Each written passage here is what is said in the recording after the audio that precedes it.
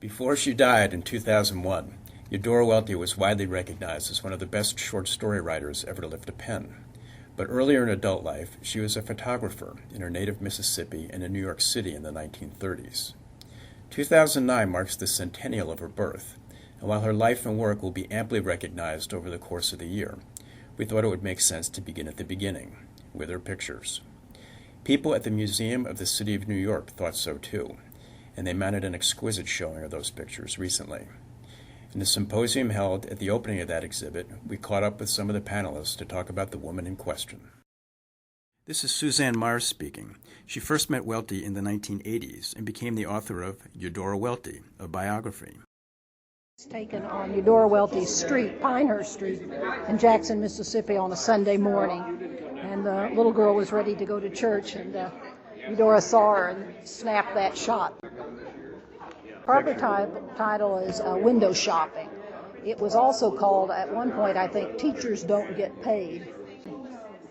She took a lot of photographs of mothers and children. She loved those, and there's another one called Madonna with Coca-Cola, and there's several. She could have almost done a series of photographs on that theme. Reynolds Price, the James B. Duke Professor of English at Duke University, whose friendship with Welty began in 1955 when he was an undergraduate at Duke, and she helped him get his first short story published. I was born in 1933, so I was a little child when most of these photographs were taken, but the South, being the slow place it is, it changed very, very little. And the particular scenes that you've chosen here really do suggest very much the world that I knew at that time in the mid to late Depression. I was born in the worst month of the Depression, February 33. Robert McNeil, a friend of Welty's. She liked to watch him on the McNeil-Lehrer NewsHour. And he wrote a book on her pictures titled Eudora Welty, Seeing in Black and White. I think what's remarkable about the photographs of people, and particularly black people, in the 30s in Mississippi, is that she could see them. They were socially invisible, and as human beings, often invisible.